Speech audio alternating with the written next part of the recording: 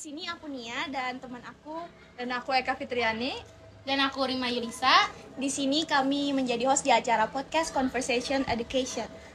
Nah, jadi kita hari ini kedatangan Kak Bagus Muhajirin yang biasa dipanggil KMJ. KMJ ini Ketua Umum Generasi Pertama di Himpunan Mahasiswa Manajemen. Halo KMJ, selamat datang. Boleh disapa-sapa dulu kawan HMM-nya yang menonton? Terima kasih sebelumnya kawan-kawan dari Eka, Nia, dan Rima. Halo kawan-kawan Himpunan Mahasiswa Manajemen atau Mahasiswa Manajemen. Perkenalkan, namaku Bagus Muhajirin, biasa dipanggil MJ. Jadi kan Kak, ini temanya tentang membagi waktu antara tugas kuliah dan organisasi. Bisa ceritakan sedikit nggak Kak pengalaman Kakak di organisasi ini? Oh boleh. Jadi kakak dulu awal-awal ketika masuk Himpunan Mahasiswa Manajemen, ketika masuk di Universitas Harimulya. Nah waktu itu yang pertama kakak menjabat sebagai Ketua Himpunan Mahasiswa Manajemen di tahun 2020-2021. Nah kemudian di tahun 2022-2023 kakak menjabat sebagai Kementerian Kominfo di BEM Universitas Harimulya. Dan tahun ini di 2023 itu kakak menjabat sebagai Menteri Dalam Negeri di BEM Universitas Harimulya. Nah, tadi kan Kakak bilang Kakak pernah menjabat sebagai Ketua HMM nih. Gimana sih pengalaman Kakak selama di himpunan menjabat sebagai ketua? Oke, boleh banget. Jadi kawan-kawan mau tahu latar belakang organisasi aku yang mana dulu nih? Yang bahagianya atau senangnya atau kendalanya yang mana dulu nih? Mungkin yang kendalanya dulu. Kendalanya dulu. Jadi waktu kakak masuk di Himpunan Mahasiswa Manajemen dulu di tahun 2020 itu ada perekrutan anggota HMM.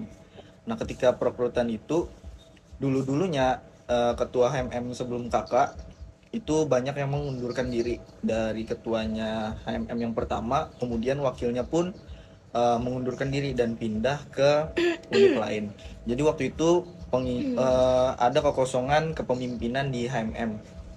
Nah ketika kekosongan itu banyaklah kendala yang dihadapi oleh HMM dan baru ada perekrutan calon ketua HMM.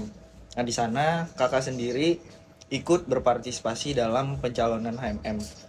Dan juga kemarin ada Kak Mahmudah yang saat ini jadi ketua HMM. Kemarin kakak berpartisipasi dengan Kak Mahmudah untuk pencalonan HMM di tahun 2020. Nah untuk kendalanya, alhamdulillah kakak kemarin diamanahi sebagai ketua HMM dan banyak sekali kendala-kendala yang terjadi pada saat kepemimpinan kakak.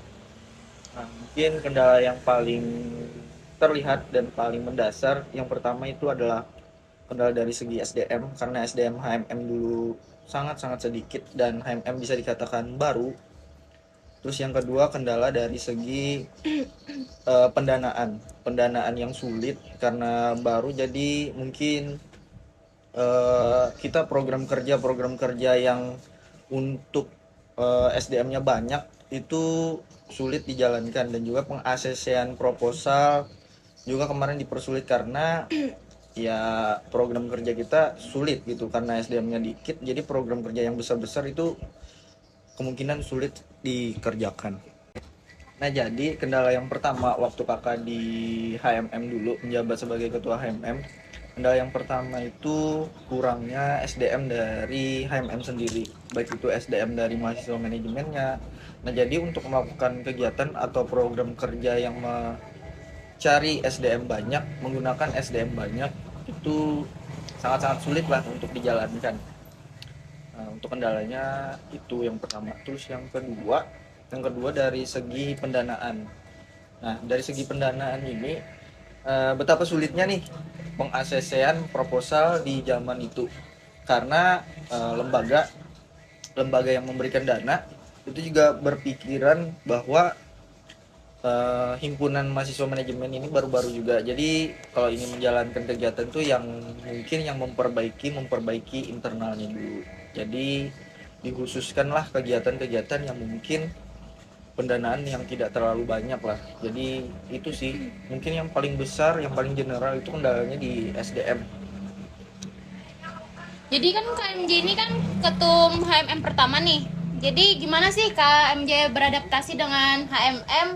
Karena kan nggak ada ketum yang terdahulu yang bisa Menjadi contoh. ya, menjadi contoh untuk KMJ gitu. Gimana sih Kak?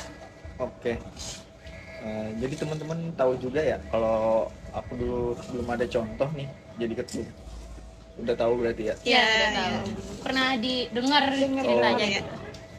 Jadi waktu itu memang benar waktu kakak menjabat sebagai ketua HMM di tahun 2021 itu, ketua HMM yang pertama yang di tahun 2019 itu pindah atau mengundurkan diri dari jabatannya sebagai ketua HMM dan kemudian digantikan oleh wakilnya. Wakilnya pada saat itu Kak Ulfa dan ketuanya itu Kak Ius. Dan Kak Ulfa pun belum selesai masa jabatan, beliau juga mengundurkan diri pada saat itu. Beliau juga pindah di universitas lain pokoknya dari Uni SM, jadi transisinya berbeda gitu. Nah jadi pada saat itu pun hari pelantikan kan kakak sudah terpilih nih jadi ketua HMM. Nah pada saat pelantikan yang melantik kakak pun waktu itu bukan dari HMM, bukan dari anggota HMM ataupun penerus HMM, nggak ada sama sekali yang melantik kakak pada saat itu. Jadi yang melantik kakak itu panitia pemira. Nah, jadi itu tuh salah satu momen yang sedih loh. Soalnya kan orang-orang himpunan tuh biasanya dilantik oleh pengurus sebelumnya. Dan kakak waktu itu dilantik panitia pemira. Terus hmm, waktu kakak menjabat sebagai ketua HMM, kesulitan yang terjadi pada saat itu karena kakak tidak punya apa sih, panutan di ketua HMM sebelumnya karena sudah pindah. Jadi ilmu-ilmu yang seharusnya mereka berikan ke kakak itu tidak ada lah yang diberikan kepada kakak sendiri. Jadi kakak sendiri tuh waktu itu mandiri mencari ilmu kesana kemari, eh, ikut-ikut ruang diskusi dan sebagainya karena tidak ada panutan tadi. Jadi bisa diibaratkan kakak ini ketua himpunan manajemen pertama yang menyelesaikan masa jabatannya sampai dengan selesai. Nah, jadi kesulitannya karena tidak ada panutan tadi, jadi untuk mendalami ilmu, karena kan seorang pemimpin itu harus mempunyai ilmu yang lebih nih. Jadi waktu itu kan kakak nggak punya panutan, nggak punya ilmu yang banyak, kemudian masih mahasiswa baru, itu merupakan kendala-kendala yang paling besar lah dalam hidup kakak. Tapi alhamdulillah waktu itu himpunan mahasiswa manajemen lumayan membangun lah istilahnya di periode kakak karena bersama kawan-kawan kakak yang di tahun 2020 itu anggota-anggota kakak di periode itu banyak membantu kakak, banyak membantu HMM dan alhamdulillah sampai saat ini HMM bisa tidak dibekukan, masih berjalan dengan baik dan lancar.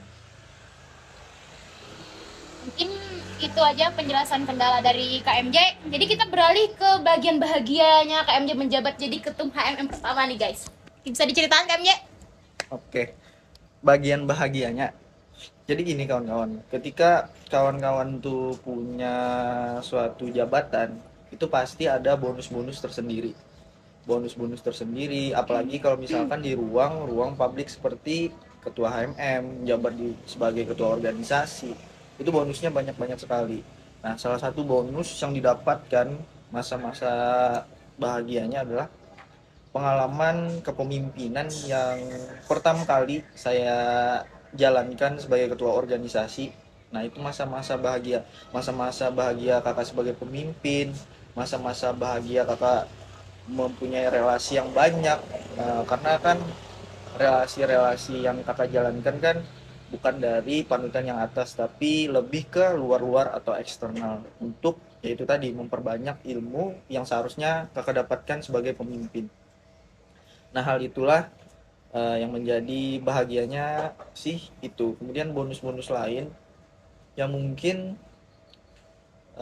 seiring berjalannya waktu ada masa-masa bahagia di mana ketua HMM biasanya mendapatkan nilai-nilai yang tinggi, nilai-nilai dari SKKM, kemudian para lembaga Oke, nah jadi mungkin kalau bahagianya itu mungkin lebih ke bangga aja sih pada diri kakak sendiri karena ya berhasil menjalankan satu periode dengan kesedihan dan kekurangan yang banyak, evaluasi yang banyak. Nah hal itu yang menjadi kakak bangga pada diri kakak sendiri dan itu momen-momen yang bahagia yang kakak dapatkan. Apalagi bertemu dengan orang-orang yang banyak, kemudian mendapatkan soft skill yang lebih mumpuni. Karena kan dulu kakak nggak pernah nih bisa mengasah soft skill yang lebih bagus lah, lebih wow. Tapi sekarang alhamdulillah semenjak kakak memberanikan diri waktu itu pertama kali dan akhirnya sampai sekarang hal itu menjadi hal yang lumrah lah sekarang. Karena kakak berani mencoba tadi. Ya, itu momen-momen bahagianya sih itu. Kalau misalkan kakak tidak mencoba, mungkin kakak akan menjadi suatu penyesalan yang luar biasa lah bagi hidup kakak. Dan mungkin kakak tidak bisa sampai ke detik ini dan mungkin kawan-kawan tidak mengundang kakak sebagai narasumber. Jadi kakak itu waktu menjabat jadi ketum HMM pertama itu berarti dalam kisaran semester 1 atau semester 2 ya kak? Berarti masih maba dong. Jadi gimana sih? Kan kita masuk ke tema atau gimana nih ya Nia? Langsung aja deh masuk tema. Oke. Jadi, oh iya kak, ini kan temanya tentang membagi waktu antara organisasi dan tugas kuliah. Gimana nih kakak bisa membagi waktu? Bisa kasih tips nggak ke teman-teman yang nonton? Oke. Boleh minum? Iya, boleh. Kalau boleh mau tambah lagi kak minumnya? Atau mau air putih aja? Ada adunya ya, pelayannya ya. Ada, saya ambilin ya, saya ambilin dulu. Orang ambil aja. Jadi siapa ini? Kembali ke topik kita ya guys ya, tips and trick KMJ. Tips and trick membagi organisasi dan akademik. Nah, jadi yang pertama, kawan-kawan harus pahami diri kawan-kawan dulu. Kawan-kawan minatnya nih di mana dulu. Misalkan kawan-kawan mengikuti organisasi. Kan organisasi ada banyak tuh. Ada organisasi yang tingkat himpunan, BEM fakultas, BEM unit, kemudian ada yang unit kegiatan mahasiswa seperti fun gitu, walaupun semua organisasi ya fun lah isinya. Jadi kawan-kawan harus pahami dulu sebelum kawan-kawan melakukan tips and trick yang selanjutnya.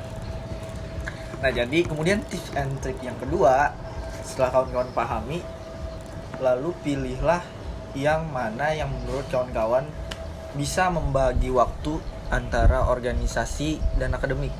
Jadi kayak tidak berat-berat banget gitu kalau misalkan ikut 50-50. Iya, kayak organisasi ini tidak apa namanya? Memberatkan. Iya, memberatkan akademik. Jadi organisasi mana sih yang tidak memberatkan akademik? Jangan sampai ikut organisasi malahan akademik yang kacau balau. Nah, jadi kawan-kawan harus pahami itu. Berarti semua organisasi itu bisa disebut memberatkan akademik kakak? Benar. Kalau misalkan orang itu tidak pandai manajemennya. Ya. Jadi ya jelas semuanya pasti membuang-buang waktu gitu. Sebenarnya kan organisasi ya buang-buang waktu. Tapi kan ada sesuai dengan dampak positif yang diambil dari pembuangan waktu tersebut. Jadi sebenarnya kehidupan ini nggak ada yang namanya seimbang, harus ada yang dikorbankan. Misalkan kawan-kawan ikut akademik, kemudian ikut juga organisasi. Seperti kakak saat ini kan di Mendagri nih, kemudian kakak di organisasi, kemudian kakak di akademik, kakak juga magang.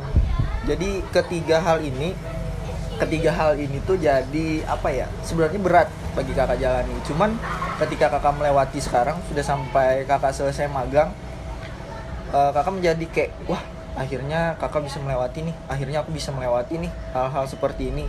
Jadi hal itu menjadi dampak yang positif bagi kakak. Padahal organisasi bisa saja kakak singkirkan dulu karena tidak urgen banget gitu. Yang urgen kan magang dan akademik. Nah, jadi di posisi hal itu bisa nih kita memilih yang mana yang urgen. Jadi kalau misalkan urgennya di akademik, misalkan ada UAS dan sebagainya, ya dahulukan yang urgen. Lalu misalkan di organisasi yang urgen, misalkan ada kepanitiaan, kemudian ada kegiatan yang cakupannya luas dan sebagainya, ya dahulin aja di organisasi. Kawan-kawan pintar-pintar lah manajemen waktu, kan kita semua anak manajemen nih, harus pintar nih bagi waktunya. Manajemen pride. Baik teman-teman, sekian podcast hari ini. Mungkin dari KMJ ada pesan untuk kawan-kawan HMM dan kawan-kawan manajemen yang sedang menonton? Oke, mungkin pesannya buat kawan-kawan HMM, tetap terus semangat, terus berproses di organisasi HMM. Mungkin bisa lebih memanajemen waktu lebih baik lagi, terus juga bisa lebih dewasa lagi dalam mengambil keputusan.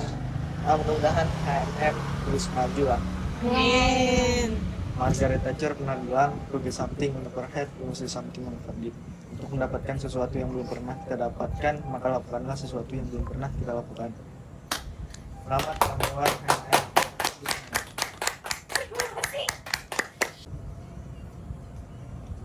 Baik teman-teman, mungkin sekian podcast kita hari ini. Terima kasih kepada kawan-kawan host kalian dan terima kasih kepada Kak Bagus Muhajirin telah meluangkan waktunya untuk podcast kita hari ini. Terima kasih banyak Kak. Jangan lupa like, comment, and subscribe.